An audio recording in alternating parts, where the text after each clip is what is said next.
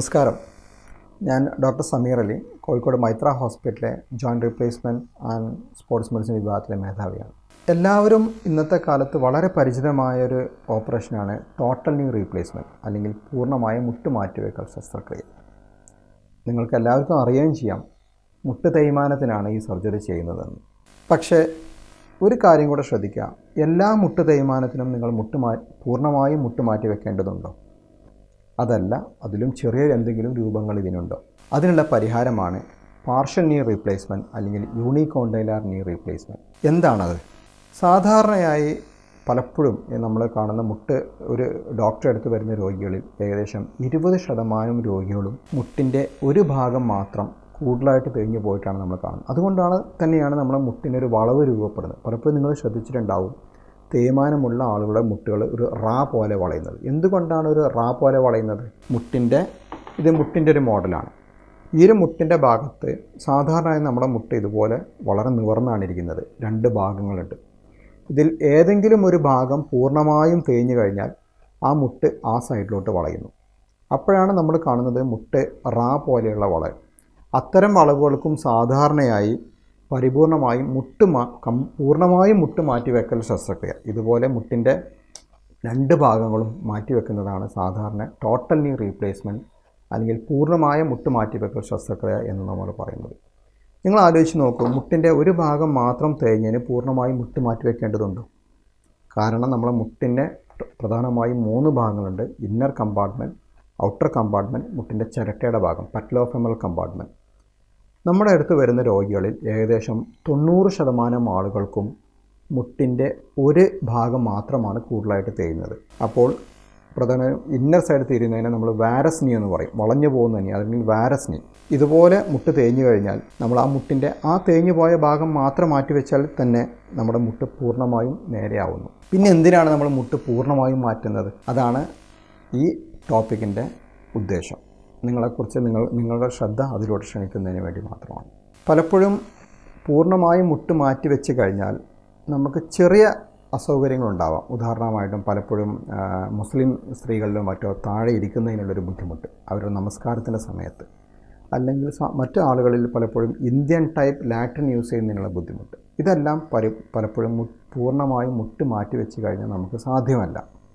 നമ്മൾ കൂടുതൽ ശ്രമിച്ച് ചെയ്താൽ തന്നെ അത് ആ മുട്ടിൻ്റെ ലൈഫിന് നല്ലതല്ല. അതുകൊണ്ട് തന്നെ അത്തരം കാര്യങ്ങൾ ഒഴിവാക്കാനാണ് പലപ്പോഴും നമ്മൾ പറയാറുള്ളത്. സാധാരണ ഒരു പൂർണ്ണമായും മുട്ട് മാറ്റി വെച്ച് കഴിഞ്ഞാൽ അതിൻ്റെ റിക്കവറി എന്ന് പറയുന്നത് ഏകദേശം ഒരു 3-4 ദിവസം നമ്മളിത് വാക്ക് വെച്ച് നടക്കുന്നു. പിന്നീട് ഒരു 2-3 മാസം കൊണ്ടാണ് നമ്മൾ പരിപൂർണമായ അവസ്ഥയിലോട്ട് എത്തുന്നത്.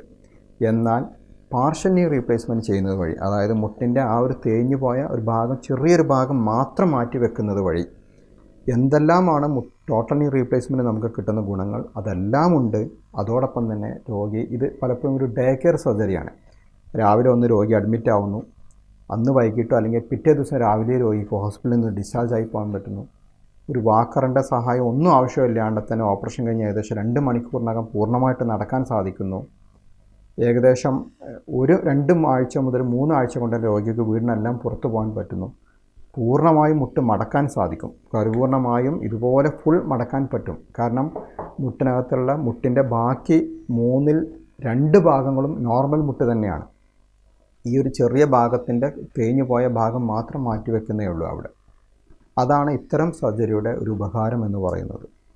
അപ്പോൾ മുട്ട് തേയ്മാനത്തിൻ്റെ ഒരു ഭാഗം മാത്രമേ തേഞ്ഞു പോയിട്ടുള്ളൂ എന്നുണ്ടെങ്കിൽ ഇന്നത്തെ ആധുനിക കാലഘട്ടത്തിൽ പാർഷ്യൽ നീ റീപ്ലേസ്മെൻറ്റ് അല്ലെങ്കിൽ യൂണികോണ്ടൈലാർ നീ റീപ്ലേസ്മെൻറ്റ് എന്നുള്ള ഒരു സർജിക്കൽ ഓപ്ഷൻ നിങ്ങളുടെ മുന്നിലുണ്ട്.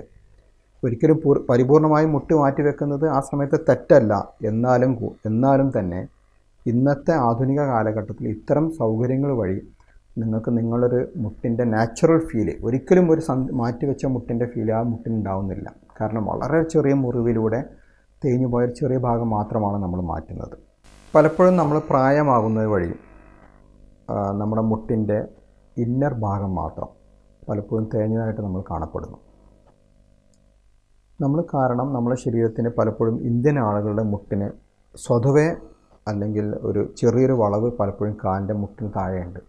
അത്തരം അവസരങ്ങളിൽ കൂടുതലായിട്ട് ശരീരത്തിൻ്റെ ഭാരം മുഴുവൻ മുട്ടിൻ്റെ കറക്റ്റ് സെൻറ്ററിലൂടെ പോകുന്നതിന് പകരമായിട്ട് മുട്ടിൻ്റെ ഒരു കൂടുതലായിട്ട് സാധാരണയായിട്ട് ഇതുപോലെയാണ് മുട്ടുന്നുണ്ടെങ്കിൽ നമ്മളെ ഹിപ്പിൽ നിന്നൊരു ലൈൻ വരച്ച് കഴിഞ്ഞാൽ പലപ്പോഴും മുട്ടിൻ്റെ കറക്റ്റ് നടുവിലൂടെയാണ് കടന്നു പോകുന്നത്. പക്ഷേ പലപ്പോഴും ചില ആളുകളിൽ മുട്ടിന് ജന്മനായുള്ള വളവ് കാരണമോ അല്ലെങ്കിൽ അവർ ശരീരത്തിൻ്റെ പ്രകൃതി കാരണം തന്നെ ചിലപ്പോഴും ആ ഭാരം കൂടുതലായിട്ട് ഒരു സൈഡിലൂടെ മാത്രം കടന്നു പോകാം. അത്ര സമയങ്ങളിൽ പൂർണ്ണമായിട്ടും ഭാരം ഒരേ സ്ഥലത്ത് തന്നെ കോൺസെൻട്രേറ്റ് ചെയ്യുന്നത് വഴി ആ ഭാഗം കൂടുതലായിട്ട് നടക്കുന്നത് വഴി ആ സൈഡ് കൂടുതലായിട്ട് തിരിഞ്ഞു പോകാം. അങ്ങനെയാണ് മുട്ടിനെ ഒരു കമ്പാർട്ട്മെൻറ്റ് അല്ലെങ്കിൽ മീഡിയൽ കമ്പാർട്ട്മെൻറ്റ് MCOA എന്ന് പറയും, അതായത് മീഡിയൽ കമ്പാർട്ട്മെൻറ്റ് ഓസ്റ്റിയോആർത്രൈറ്റിസ് സംഭവിക്കുന്നത്. അപ്പോൾ കുറേ കൂടെ പലപ്പോഴും ഈ മുട്ടിന് വളവുള്ള ആളുകൾ കുറേ കൂടെ നേരത്തെ ആവാം ഇത്തരം ആളുകൾക്ക് പലപ്പോഴും നമ്മൾ തേയ്മാനം കണ്ടുവരുന്നത്. സാധാരണ പൂർണ്ണമായും മുട്ട് തേയ്മാനം സംഭവിക്കുന്നത് ഏകദേശം ഒരു 55-60 വയസ്സിന് ശേഷമാണെങ്കിൽ ഇത്തരം രോഗികൾക്ക് ഏകദേശം ഒരു 40-45 വയസ്സിൽ തന്നെ കാണാം. അപ്പോൾ അത്തരം ആളുകൾക്ക് മുട്ടിൻ്റെ അയാളുടെ നാച്ചുറൽ മുട്ട് അതുപോലെ തന്നെ നിലനിർത്താൻ ഉപയോഗിക്കുന്ന ഒരു സർജറിയാണ് പാർഷ്യൽ നീ റീപ്ലേസ്മെൻറ്റ്. പലപ്പോഴും നമ്മളെല്ലാവരും കേട്ടിട്ടുണ്ട് പ്രതിരോധം തന്നെയാണ് ചികിത്സയേക്കാളും നല്ലത്. എങ്ങനെ നമുക്ക് ശരീരത്തിൻ്റെ മുട്ടിനകത്ത് വരുന്ന തേയ്മാനം ഒരു പരിധിവരെ നമുക്ക് കുറക്കാം? തീർച്ചയായിട്ടും പ്രായം കൂടുന്നതിനനുസരിച്ച് തേയ്മാനം നിർബന്ധമായിട്ടും കൂടും. പക്ഷേ ഏകദേശം 3-4 വർഷം കൊണ്ട് സംഭവിക്കുന്ന തേയ്മാനം നമ്മൾ വിചാരിച്ചു കഴിഞ്ഞാൽ അത് ഏകദേശം 8-10 വർഷത്തേക്ക് നീട്ടിവെക്കാൻ പറ്റും. എന്തെല്ലാമാണ് നമ്മൾ ചെയ്യേണ്ടത്? ആദ്യമായിട്ട് നിങ്ങളുടെ ശരീരത്തിൻ്റെ ഭാരം നിയന്ത്രണം. നിങ്ങൾക്ക് അനുവദനീയമായ ഭാരം, നിങ്ങളുടെ ഉയരം ഉദാഹരണമായി 160 സെൻറ്റിമീറ്ററാണ് നിങ്ങളുടെ ഉയരം എന്നുണ്ടെങ്കിൽ 160 - 100 60 കിലോനാണ് നിങ്ങളുടെ ശരീരത്തിൻ്റെ കൃത്യമായ ഭാരം. 2-3 കിലോ അങ്ങോട്ടാകും. ഏകദേശം 57 കിലോ മുതൽ 63 കിലോ ഇത്രയാണ് നിങ്ങൾക്ക് ശരീരത്തിൽ അനുവദനീയമായ ഭാരം.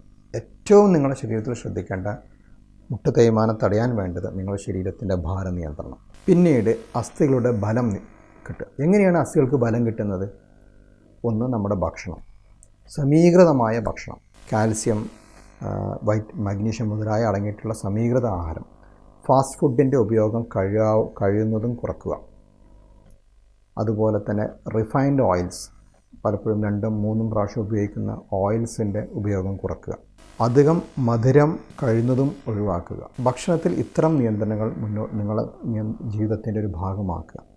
അടുത്തത്, നമുക്ക് വെറുതെ കിട്ടുന്നൊരു സംഗതിയുണ്ട്, നമ്മുടെ വെയിൽ. എല്ലാ ദിവസവും അരമണിക്കൂർ മുതൽ ഏകദേശം രാവിലെ 9 മണിയുടെയും 5 മണിയുടെ ഇടയ്ക്കുള്ള വെയിൽ ഒരു അരമണിക്കൂർ നിങ്ങളുടെ ശരീരത്തിൽ മുഴുവനായിട്ടും കൊള്ളിക്കുക. ധാരാളം വൈറ്റമിൻ ഡി നമ്മുടെ ശരീരത്തിൽ കിട്ടുന്ന ഒരു നാച്ചുറൽ സോഴ്സാണ് നമ്മുടെ സൂര്യപ്രകാശം. അതുകൊണ്ട് അത് നിങ്ങളുടെ ശരീരത്തിൻ്റെ ഭാഗമാക്കുക. പിന്നീട് റെഗുലറായിട്ടുള്ള എക്സസൈസുകൾ, പതിവായി എല്ലാ ദിവസവും ഒരു അരമണിക്കൂർ അല്ലെങ്കിൽ 40 മിനിറ്റ് നടത്തം ശീലമാക്കുക. അത് നടക്കാൻ വേണ്ടി നടക്കണം, അല്ലാണ്ട് പലപ്പോഴും ഞാൻ സ്ത്രീകളോട് പറയും ഞാൻ ഡോക്ടറെ രാവിലെ തൊട്ട് ഞാൻ അടുക്കളയിൽ നടക്കുകയാണ്. അത് നിങ്ങളുടെ ജോലിയാണ്, അത് എക്സസൈസ് അല്ല. എക്സസൈസിന് വേണ്ടി നിങ്ങളുടെ ജീവിതത്തിൽ എല്ലാ ദിവസവും നടക്കാൻ വേണ്ടി നടക്കണം. അടുക്കളയിൽ എങ്ങനെ നടക്കുന്നത്? ഒരു 10 മീറ്റർ അകലത്തിൽ നിന്ന് വളരെ ഫാസ്റ്റായിട്ട് സൈഡിലോട്ട് നടക്കുന്നു, കുറേ സമയം അവിടെ നിൽക്കുന്നു, കുറേ ജോലി ചെയ്യുന്നു, തിരിച്ച് ഇങ്ങോട്ട് നടക്കുന്നു. ചിലപ്പോൾ നിങ്ങൾ രാവിലെ തൊട്ട് വൈകിട്ട് വരെ നോക്കുമ്പോൾ 5-10 കിലോമീറ്റർ നടന്നിട്ടുണ്ടാവാം. അതല്ല, ഏകദേശം അരമണിക്കൂർ കൊണ്ട് 3 കിലോമീറ്റർ എക്സസൈസിന് വേണ്ടിയിട്ട് ശരീരം നന്നായിട്ട് ഇളകി നടക്കണം. അതാണ് എക്സസൈസ്. അപ്പോൾ ശരീരത്തിൻ്റെ ഭാരനിയന്ത്രണം, ഭക്ഷണം, വെയിൽ, റെഗുലറായിട്ടുള്ള വ്യായാമങ്ങൾ, ഇത്തരം സംഗതികൾ ശ്രദ്ധിക്കുന്നത് വഴി നമുക്ക് ഈ തേയ്മാനം മുന്നോട്ട് കൊണ്ടുപോകാം.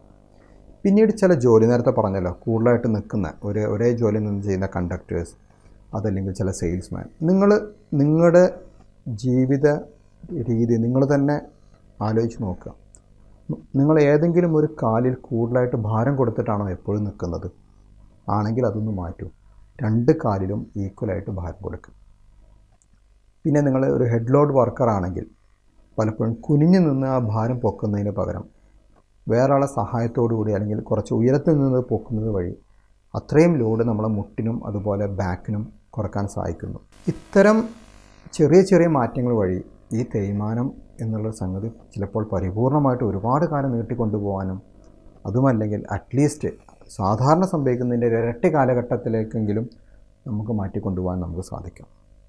ഈ രോഗത്തെക്കുറിച്ചും രോഗചികിത്സയെക്കുറിച്ചും ആധികാരികമായിട്ടുള്ള അറിവ് ഇനിയും നിങ്ങൾക്ക് ലഭിക്കുന്നതിനായി ദയവായി ഞങ്ങളുടെ ചാനൽ സബ്സ്ക്രൈബ് ചെയ്യുക. കൂടെ ബെൽ ബട്ടൺ കൂടി അമർത്തുക.